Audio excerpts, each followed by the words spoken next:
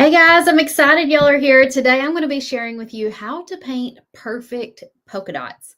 We're going to be covering brush techniques and spacing secrets and even how to turn those polka dots into leopard print.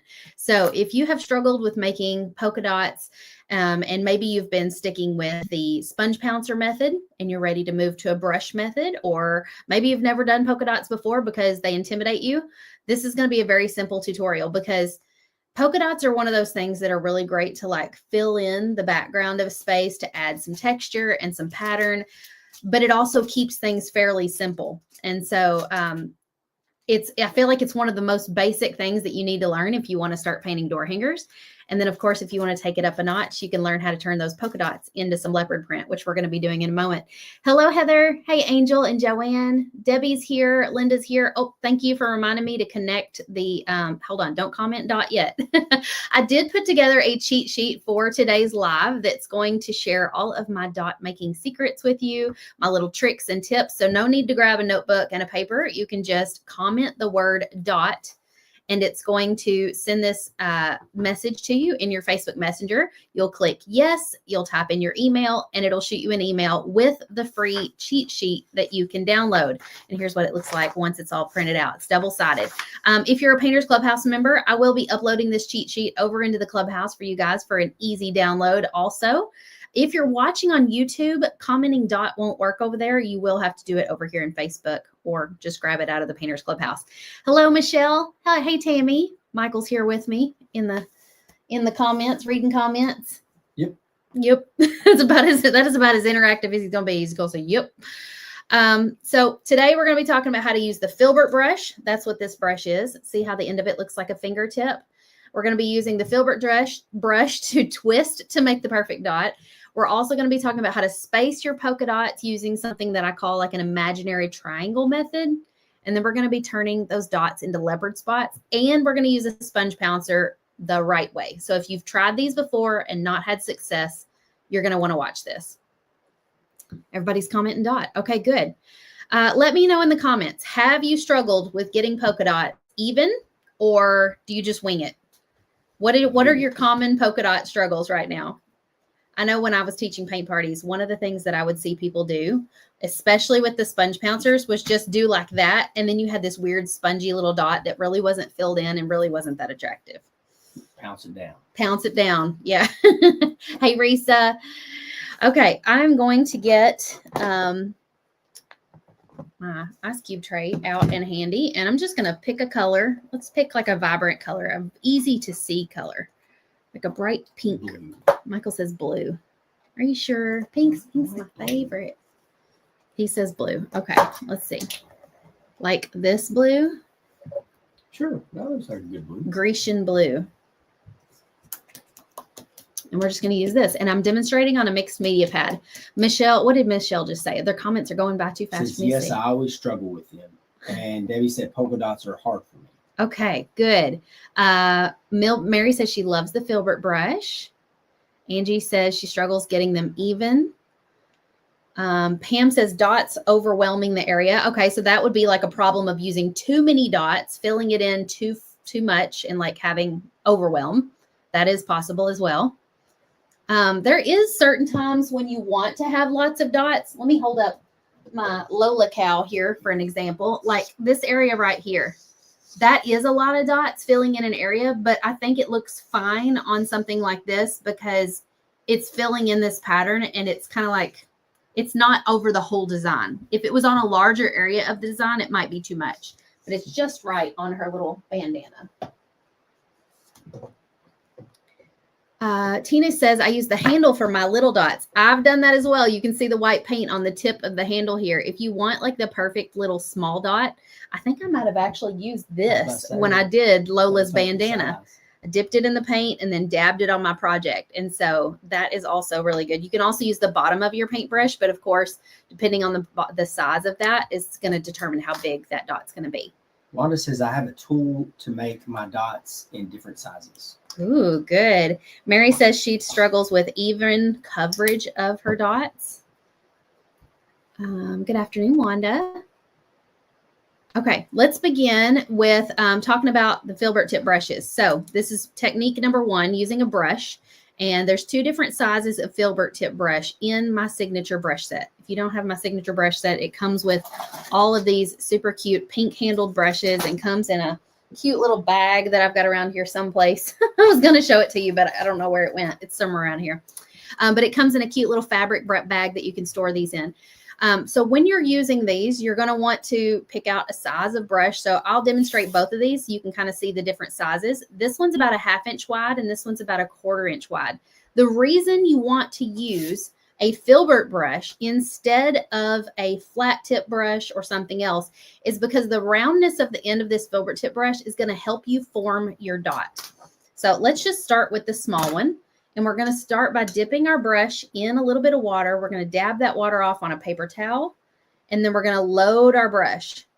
You're going to want to fill it about halfway up the bristles. Not all the way to the ferrule. The metal part is called the ferrule. And we're just going to hold our brush in a vertical, like sort of vertical motion. We're going to apply about a moderate amount of pressure. And we're going to do like a twisting motion. So a lot of times you'll hear me talking about, move your abdomen for a nice, smooth, straight line. This is much more fine detail. We're not really working with our wrist. We're working with our fingertips and we're going to twist. So we're going to put our brush down on the paper, press down just a bit and twist with our fingertips. Now, I only went halfway around the dot, and I'm going to struggle to twist all the way around. So instead of continuing to twist, I'm going to start back at the top of the dot and twist the opposite direction to complete the dot. Super simple. Now, let's try to do one, and let's try going all the way around, because you can. It's just you really have to hold on to that brush nice and well. But look how nice of a dot that made. All I did was hold it, and I just kept spinning it in my fingers. That one actually ended up just a little bit bigger.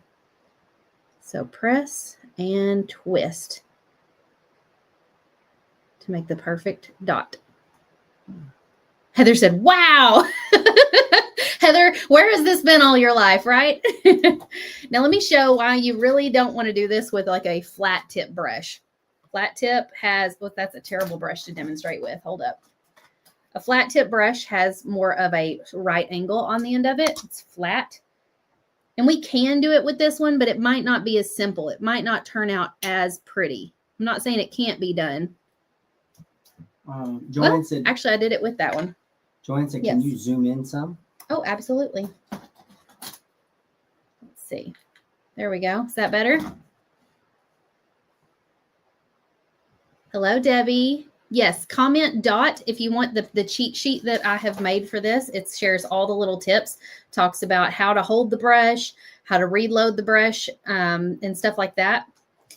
And I've got a tip on here that says it's just paint. If it's wonky, paint over it and try again. So if you get a wobbly looking dot, go right back on top of that dot and make it again. Okay, let's try the larger brush now. So this is the Filbert tip brush that's about a 1/2 inch wide. So larger brush equals larger dot. And if you'll notice, let me rinse this brush out so we can hold it up and look. The brush that we just did was about a 1/4 inch wide in size. Perfect, thank you. And our dots came out to about double the width of our brush. So my prediction is that our dots on this one are going to come out to be about a 1 inch wide dot since we're using a 1/2 inch wide Filbert tip. So it's going to double the size of your brush. So load your brush up again, about half on your brush. Put your brush down, press down about half of the bristles, and then just gently twist. It's a little harder with this larger brush. I got a little bit of a weird fringe right here on the end. So what I can do is put my brush back down, twist again, and try to even that out. Kathy says, I hate dots. Do you hate dots, like hate polka dotted anything, or you hate painting dots? Because there is a difference. Michael found the cute little bag. This is the cute little bag that my signature brushes come in. So if you want to travel with your paint brushes, you can store them in the bag. Let's do another one. Dipping my brush in the paint again. I'm dabbing. We can go halfway around if we want, and then go back halfway the other way. So if you struggle to make a complete circle in one turn, do half one side and then twist the opposite direction for the other. See, I thought I'd have to do that. You want to give it a try? No, I'm good. Yeah, come here. No, this is really good because I'm pro with this. So I feel like we need you to do it so you can demonstrate how So good if it I is. jack this We're going to up- make Michael come do If this. I jack this up, then it's gonna look bad, isn't it? Kathy says she hates painting them. Janine says, I love this. If I jack this up, it's gonna look bad. It's not going to look bad because you're a beginner. And a lot of people watching are in your, oh, look, and the color matches your shirt. Mm-hmm. A lot of people watching are in your shoes right now. They struggle with this. Load your brush with the paint. Mm-hmm. Press down and do a twist with your fingertips. And you can twist halfway one way and then start back at the top. Twist the other way if you need to. Twist, twist, twist. Okay, stop. And then go back to the top and twist the opposite direction. It feels, part of the problem is you're holding your, that's a good teaching moment. You're holding the brush way up here. You got more control if you hold it a little further down. Right above the ferrule is where your fingertips should be. Feels weird twisting that way. It does, doesn't it? So if you don't like twisting the opposite direction, try making a full 360-degree turn. And you can start in a new spot if you want to. Well, no, I'm committed to doing half the circle, so now I got to go the opposite way. Janine said, being 71, I have a hard time making perfect dots. I will be practicing this with my sister this afternoon. That's Amy not bad. says, yay, Michael. He's such a good sport. It's not bad looking. All right. They are all loving watching you do this. So try some more. I'll do a full circle. Another ferrule. I'm so proud of you. Anyways. I think you need to press more bristles down. See, he's only putting just the tips of the bristles on the paint. You really want to put it down to where they're slightly bending.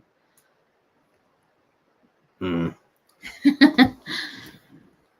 was trying to figure out a way that I could like show or demonstrate this. So like if you're putting your brush like this and there's no bristles being pressed flat, you're not going to get a smooth dot.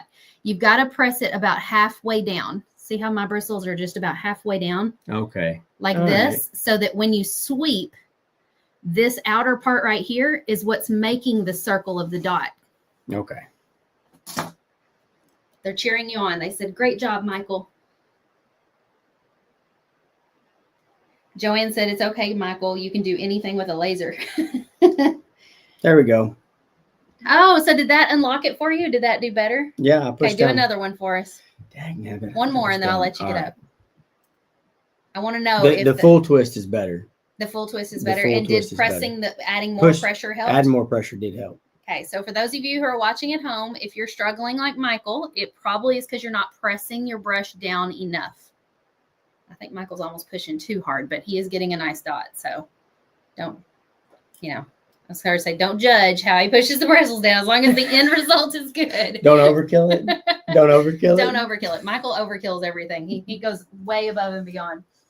Okay, so now that we've learned how to make a really great dot using a Filbert tip brush, let's recap some quick tips here. Number one, don't overload your brush. If you noticed, we only loaded the paint about halfway up on the bristles. We didn't go all the way to the ferrule. Hold the brush vertical for a consistent circle. If you're not comfortable doing a full 360, do one half of the dot and then do the other half of the dot. But practice both, because you might find that after a few practice sessions, you actually do get a better dot once you figure out the pressure that you're using and where you're holding brush. Michael was holding his brush way up here, so I made him slide his fingers down to right above the ferrule. That's going to give you more control over your brush. They said, I'm going to make a painter out of you before long. If it's too blobby or uneven, if you're working on a project, you can wipe it up with a baby wipe and you can redo it, or you can just paint right over that dot. So don't worry about it. If you got too much, but you like the dot, like if there's too much paint in it, but you like the dot, like it come out good, can you like blot it? You could probably take like a damp brush with just a little water on it and go back over the dot and pick some of that up. See how I'm able to like pick a little bit of that paint up out of the middle? I wouldn't say it's absolutely necessary though. Once your project dries, a little bit of texture is not a bad thing. I mean, if you think of like actual works of art hanging up in a museum. A lot of times, if you look at them from a side angle, sometimes they have textures and stuff built into them. So that's not a bad thing necessarily. Okay, now let's talk about sponge pouncers. This is one of my favorite ways to do quick dots, especially if I'm teaching paint parties. And so I did a lot of paint parties for a lot of years, and having these on hand was always a must. But there's a couple of do's and don'ts when it comes to using these little sponge pouncers. If you don't have any of these, by the way, we do sell these in our shop. I think they come in four different sizes. Mm-hmm. And there's 5. I think there's either 4 different sizes or 5 different sizes, and they come with 4 or 5 of each size. So it's going to be like a whole classroom pack by the time you've got them all. And so this is like the second to largest size. The blue one's about 1 inch. There's a red one that's 1 1/4, a green one that's about a 1/2 inch, and a yellow that's about a 1/4 inch. So even smaller. So when you're working with these sponge pouncers, do not dip these in water. So we dipped our brushes in water before we dipped them in the paint. But with a sponge pouncer, you want to work with the sponge pouncer while it's dry. And you're going to, yes? No, go ahead. And so you're going to dip into the paint. Make sure you can get it all the way down into the paint. If it's not working well, like especially the red sponge pouncer doesn't really fit in here, you might need to use the lid of your ice cube tray or a paper plate. See how there's a lot of paint there on the end? I don't want that. I want to scrape that off. You want the bottom of your sponge to look more like this, where you can't really even hardly see the paint because it's all soaked up in the sponge. This is important because if you've got too much paint on here, you will get a blobby looking dot that has a paint ridge around the edge. And you'll just have more of a mess. Plus, it might create more bubbles in your dot. So you're going to scrape off the excess, and then you're going to gently dab with a little bit of pressure and twist. And I'm not twisting a full circle, maybe just like a 30% turn. But look, I do have little bubbles. Blow on them and they pop. You will have a little bit of a texture. Let's dry it so you can see the difference in the texture. Helen commented, said, I've been sitting here trying to figure out why you look so different. No glasses. I forgot. No wonder I'm struggling to see the comments. I got distracted and didn't ever put them on. It's because I come in here moving stuff around. I know. Michael was fussing at me because the iPad wasn't charged and I was scrambling to get the live going. And I've been sitting here like, man, I feel like I can't hardly see what I'm doing. Duh. And Carrie said, I know it's off topic, but have the cruise shirts shipped? I don't think so. You should get a shipping notification when they ship. We held all the orders for the cruise shirts until April 30th, and then we sent them all over in one bundle to Cotton Chaos. So they should be shipping them probably this week. Okay, Lori says, I always have bubbles. Let me show you what it looks like when it's a little more dry. You can see a slight texture, but it's really not that bad. What I don't want you to do with a sponge pouncer is do this. That is what I used to see people do at paint parties. And I would walk by and I'm like, how do I tell them? How do I tell them that that looks terrible? And that they did the dot wrong? And they would just keep dotting all over their project. And then they would have polka dots that look like this. If you have polka dots that look like this, there's no shame. Just take your sponge pouncer, go right back on top of that dot, do a gentle twist, and fix it. Easy peasy. And see, I haven't even redipped my sponge pouncer yet. I've just continued. There's a gnat in here. I've just continued to make dots. So continue making dots until it starts to look scratchy on the edges. At some point, it will start to look a little scratchy and you will have to redip in the paint. Or see how the center of this one doesn't have much paint? That's usually what happens when your sponge pouncer starts to run out of paint. So you can kind of like redo it and dip. If you're not careful about going directly up and down, you will get like a fringe on the edge of your dot from where the sponge just kind of like twists off. So try to go straight up and down when you're lifting off your paper. Okay, next thing is how do we do the placement of our dots?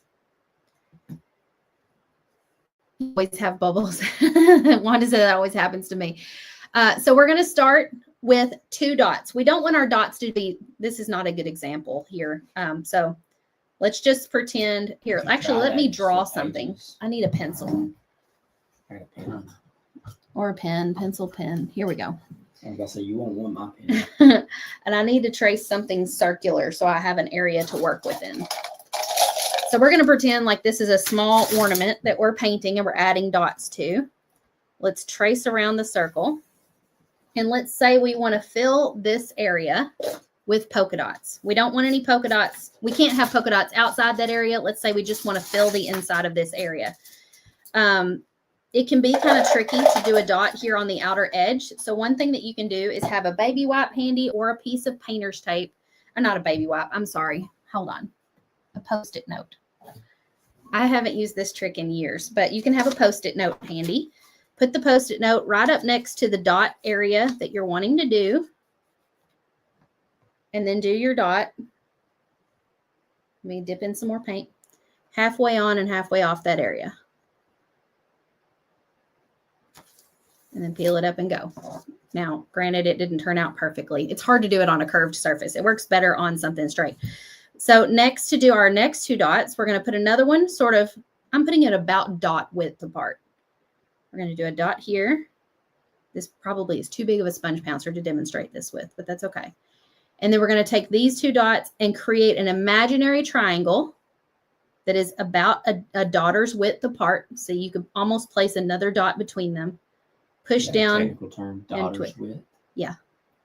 And twist. So now you can draw an imaginary triangle between those three dots. Nicole, if you comment dot over on YouTube, it doesn't work. You have to comment dot over on Facebook. That's the only way it'll work. So you have to come over here to Facebook and comment on this live, the word dot, and it will send you my cheat sheet for perfect polka dots. I'm gonna say this is I'll watch the language. Joanne says, I love the sponge pack you sell. Thank you for saying that, Joanne. They're really great to have on hand. Jennifer just bought some pouncers. Well, this is good timing for this live then. I was going to draw my imaginary little triangle with actual pencil so you can see what I'm talking about. See how I can draw a triangle between these three dots? So next time you go to place another dot, you're going to use the last two parts of that triangle to figure out where to place the next dot. And I'm just going to put it out here somewhere. And I'm going to try to get it about a sponge pounce away or close to it. That didn't turn out very perfectly, but for demonstration purposes, you understand what I'm trying to say. And so now you can draw a triangle amongst those three dots as well. And so you can continue to fill the entire page with that. And I kind of used that method up here. So I've got 1, 2, I got those two a little close together, but I wasn't really demonstrating how to get them arranged. So I'm going to fill the rest of this area and I'll show you kind of how I systematically work. I'm running out of paint. 1, 2, 3. And you always want them to be going off the edge of the project. That way they don't look, and if you have an awkward spot like here, like I'm like, ooh, I could do one here, but these two almost got too far apart. Of course, if I had been working on filling the sheet to begin with, that wouldn't have happened. So I should have put this one just a tad further over, and then I can create a third dot about right here from those two. And so I'm just looking for 2 dots and a place to add another one to kind of fill in that space. And so it just continues to fill the area with a pattern. Christina said, I always get bubbles when I use the pouncers. The less amount of paint you have on your sponge, the less bubbles you'll have. I hardly have any bubbles whatsoever on these last few ones that I did. Now, I was struggling to get good coverage on these right here, and that's because I didn't have enough paint on my sponge pouncer. So I can actually like load up a brush and just do a little touch up if I want to. But the less paint you have, the less bubbles you'll have. If you do have some bubbles, just blow on them gently and pop them and let them dry. It'll be okay.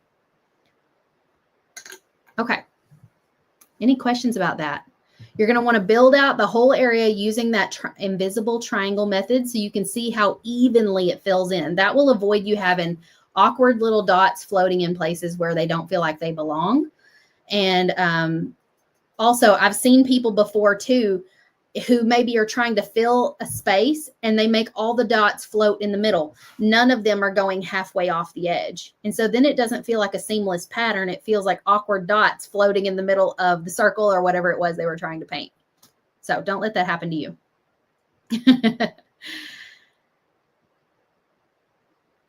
Okay, I forgot. I was like, what were we going to do next? We were going to talk about how to turn polka dots into leopard print. So let me dry this and we're going to flip the page over.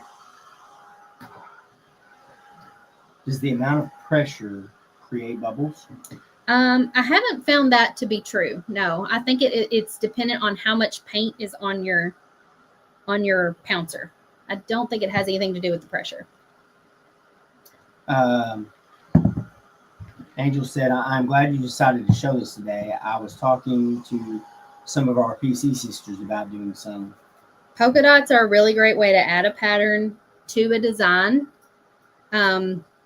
And one thing we're not really covering deeply in this live is how to add subtle polka dots. So maybe that's a topic for another live, another day. If y'all would like for me to go into that a little more in detail, it would be how to make them look subtle. Because right now, these blue polka dots probably look like Dr. Seuss on your screen, right? Because it's a high contrast from white to blue. So before you flip pages, yes. Would you, so if you were going to, would you use the same triangle technique when using different size dots? Yes. So it would just depend. Like, for example, I kind of used that technique right here. And you can see that they're almost a dot's width apart. And it doesn't have to be exact. But if like, so I think maybe what they meant was if you were going to use, say, a big dot and then maybe a little dot. Oh, to pair big dots and little dots, I would still use that method. I would just try to be consistent about how far apart the dots are. You know, like if you're using your finger or like something as a visual reference for how far apart they should be. Okay, let's flip the page. Get a new sheet here. And now we're going to show how to turn those dots into leopard print. So let's go back to the brush method where we were making the little polka dots using our small Filbert brush. And let's pick actual colors that would leopard print would be. We could do, hold please, let's do this one. And let's choose one that's a little more like a dark brown. So let's try these two colors. This is fawn and dark chocolate. I actually saw somebody making leopard print the other day on TikTok using celery. You know how celery is kind of curved? Oh, yeah. And they took like a piece of celery and were using it like a stamp. I thought that was brilliant. Okay, so we're going to take our lighter color. This is going to be the inside of our dots. And we're just going to do our little swirl technique of twisting the brush. And the cool thing about this is with leopard print, this really doesn't have to be a perfect circle. I am going to sort of place the dots in a imaginary triangle method, but it's going to be a little more irregular. I might place some of them just a tad closer together because actual leopard print in real life is not going to be symmetrical, right? It's different than making dots. So we're just doing our little blob method. And if you don't want to do the twisting, you can actually do like a messy blob and just make like a little blobby shape. And you can tell me at the end which way you like it better. If you like it with a perfect circle or if you like it with the irregular blob. Or you just use it to practice your twist. Yeah, this would be a great way to practice your twists. Okay, we're going to dry this.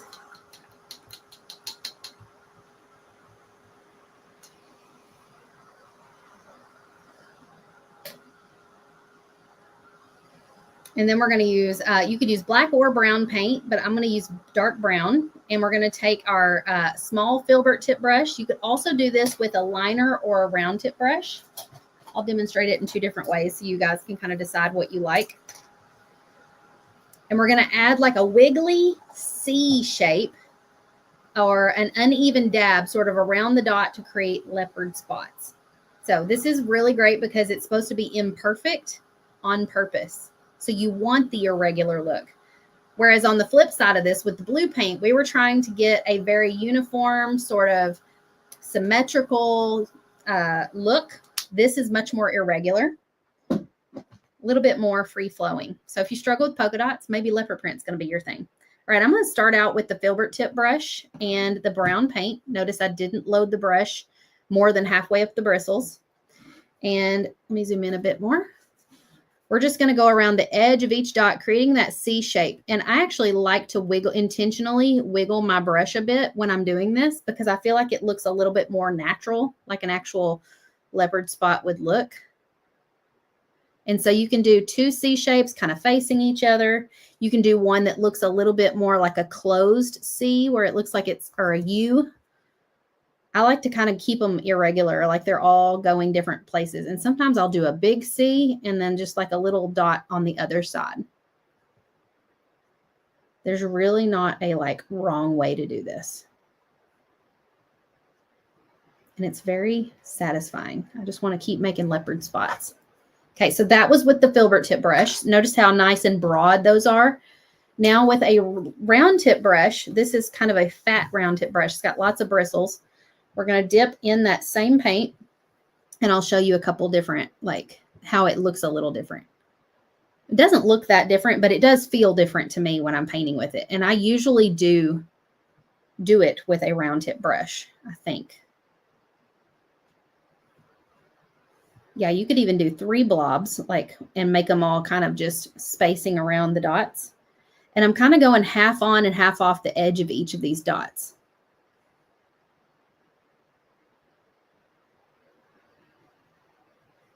So there we go. Leopard print. Boom. It's that easy. So don't overthink it. Like we said, leopard print is irregular. So it's all about your personality. Let your brush do a little dance. If you don't want to include the dots in the middle, you could just take your outer color and start doing some free form leopard print like this that doesn't have the center filled in, which is actually my favorite way to do leopard print. I love to use this sort of pattern to just fill in an entire area. So in this method, you're really just focusing on making those C shapes, but you don't have a circle in the middle to go off of.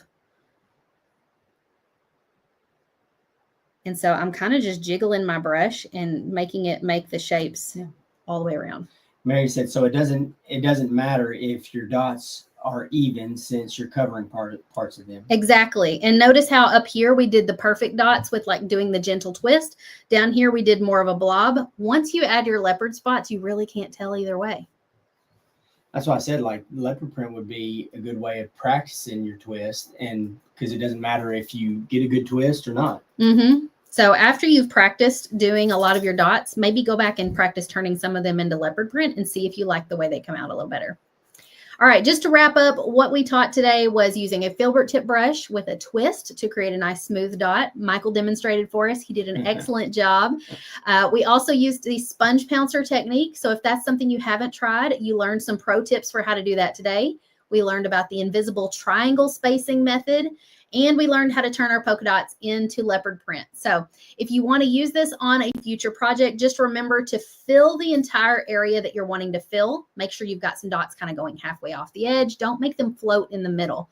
And comment dot if you want my perfect polka dots cheat sheet. I will be uploading this into the Painters Clubhouse Facebook group today.